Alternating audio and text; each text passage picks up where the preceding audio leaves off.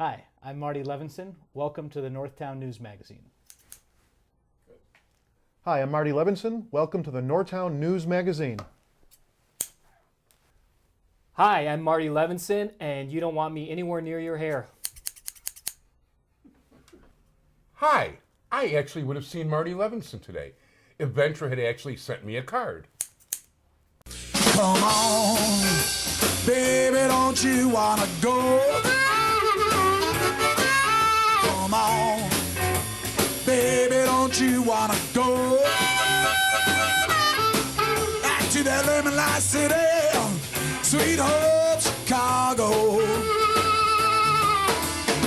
2 2 is 4, 4 4 6. Come on, baby. Hi, I'm Marty Levinson. Welcome to the Northtown News Magazine show with the greatest cameraman around, Sonny Hirsch, and your host, Avi Myers. Thank you, Marty. Avi Myers, Northtown Neighborhood News Magazine, a presentation of Sonny Hirsch and myself. Dial us up on the web at www.ntnm.org, where over 250,000 shows have been watched. Follow the links to YouTube, where you'll find Sonny HTV. You'll see all the different shows. You can actually subscribe to Sonny HTV and be the first kid on your block to get immediate notification when they're posted on YouTube. Community Policing, caps24.org. Sonny Hirsch in his spare time is the chairman of the District Advisory Committee of the 24th District. We'd like to wish get well to Sergeant Kane, who had hip replacement surgery. And we hope you're doing okay. He should be back in January. At this point, all the community policing meetings for the area are over for the year for West Rogers Park. Our next meetings will be in January. Check caps24.org to see when those meetings are going to be. And I hope you enjoyed the pizza at our last meeting. In any event, speaking of the police, it is my pleasure to introduce to you my favorite all-time police blotter reporter, somebody who makes things so colorful that I actually pick up the News Star when I get a chance, or try to check it out on the web through him. And that is Mark Schipper. Mark, how you doing? Good. How you doing, Avi? Good, thanks. I hope there's more reasons than just my blotter to pick up the newspaper. Well, actually, I do pick it up and I do read it. I mean, not for the real estate news or Don DeBat, but... Oh, boy. Hope Don doesn't watch this. Sorry, Don, I'm not into real estate. I mean, look, you know what? My mortgage is paid. I'm not looking for a home. I'm fine. Sure. And I cut my grass for the last time this year, so... It's getting to be that season, isn't it? Oh, it's already that season. Yeah. That's for sure. I actually have 3 jalapeno plants in the house right now. Oh, man. It's the best kind of They're not pepper. going to live very long, but, you know, at least I'll get fresh jalapenos when I need them for the next week or so. Yeah, never have too many of those. So, any impressions on the neighborhood of late? Rogers Park, you know, I think it's been, from my beat, it's been a little quiet. The police district's been going along as usual. And I haven't covered any big stories in the area. I think the last one I was here for was the zoo debate.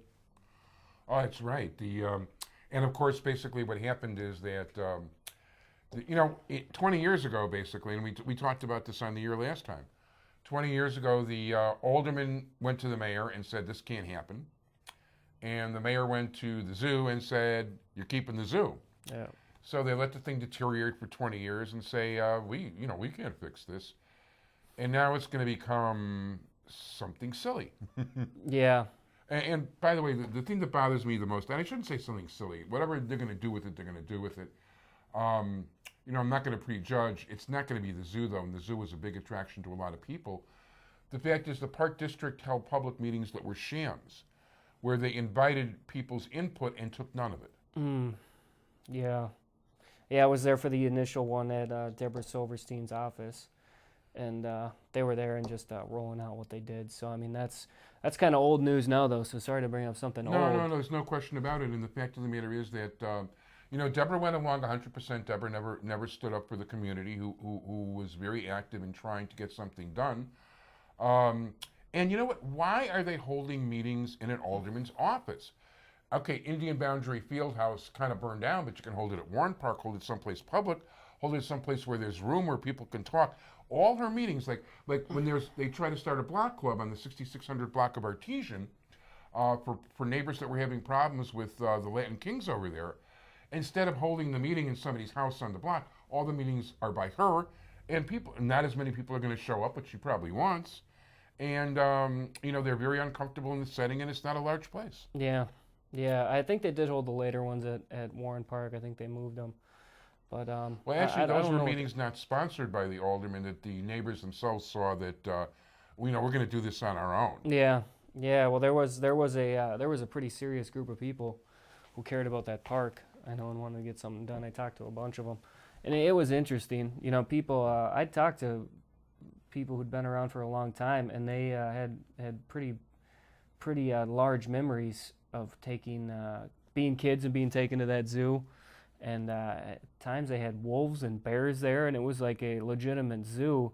And the thing that exists there now is it's a desiccated version of whatever was there at first. I mean, it's like a couple chickens and a half full pond, and there's not much happening. Yeah, so, they're already gone now. yeah, it's all gone. But so I don't know. The new thing that goes up looks all right, but it's not going to be the unique place it was. That's for sure. Yeah, it's a very unique place. It's going to be like a lot of other parks. Yeah, whenever I had relatives come to town, we used to go there with the kids and stuff. And, Yeah.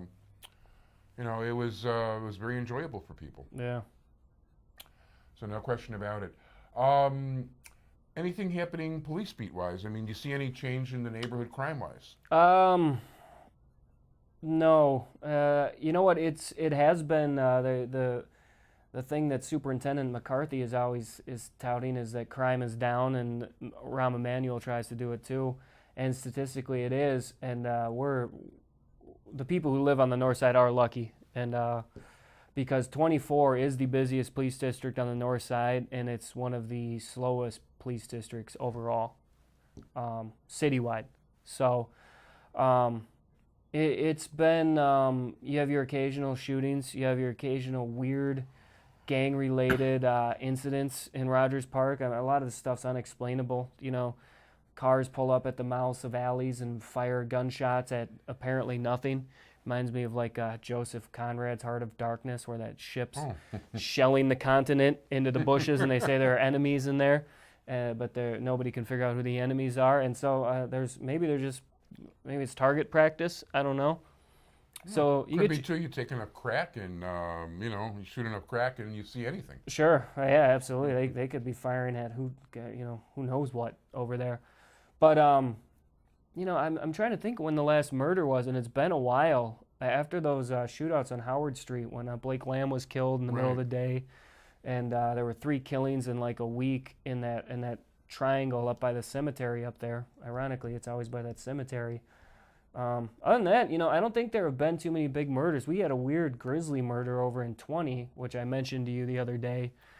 Yeah, let's share it with the crowd. Well, that was, I should have looked up the names. This made the evening news, and it made a bunch of stuff. But a man in his early 60s and his live-in girlfriend or part-time girlfriend who was in her late 50s, there was some sort of fight. He killed her, Yeah.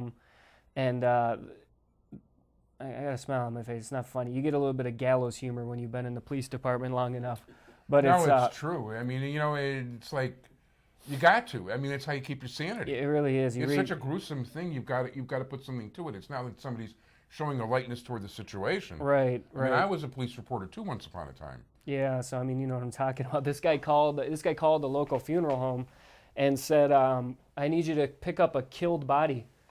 Not someone has died. He said, can you pick up a killed body for me? And they said, yeah, we do that. And they hung up the phone and called the police. And the police got there, and there was an apparent smell outside the door. And they sort of broke it in, and there was a body in the living room floor. And this man had been living with the woman he killed for several days.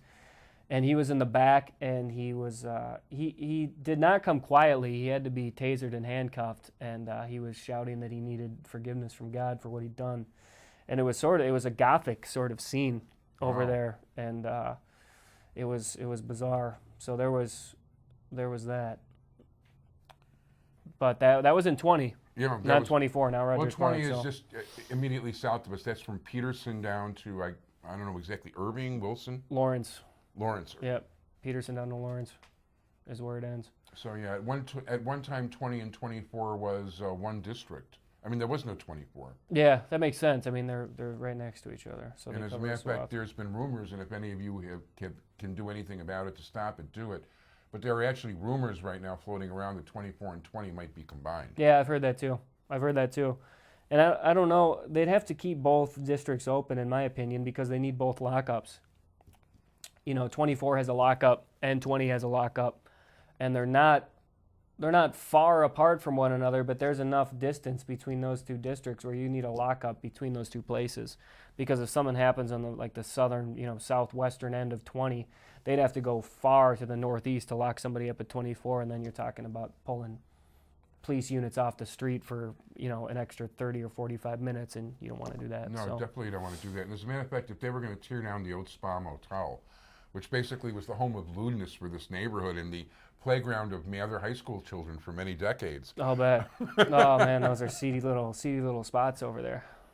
Yeah, no, listen, some of those motels are better gone, but the fact of the matter is that, you know what, it's, I hope they keep things the way they are, because, you're also then getting into even though, let's say that there's basically 3 or 4 different kinds of neighborhoods within Rogers Park, Yeah. you're adding a little more diversity and more challenges a certain way to the police, who are doing a very good job right now. Yeah.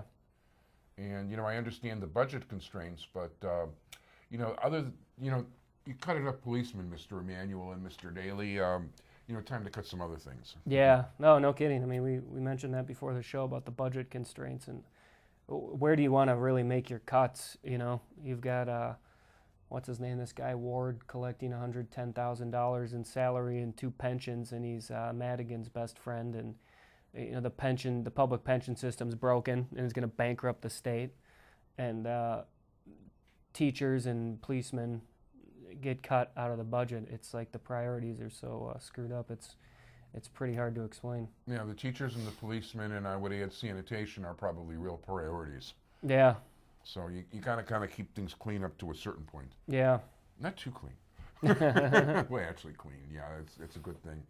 But no, there's real problems, and I don't know. People have left the city like crazy too, and that's another problem. From the last census, the one thing I've been able to learn is the black flight. Yeah. It used to be white flight into the suburbs. Now the middle class black families want out. Yeah. They want better schools for their kids and better situations for their kids. That's never good when your middle class wants to take off. That's the backbone of everything you want to do. No, that's for sure. And considering how few people might be middle class in the coming years, the way this economy is working, you want to keep whatever middle class people you can possibly have. Yeah, that's a big thing. I mean, that's and the smart aldermen are trying to stem that tide.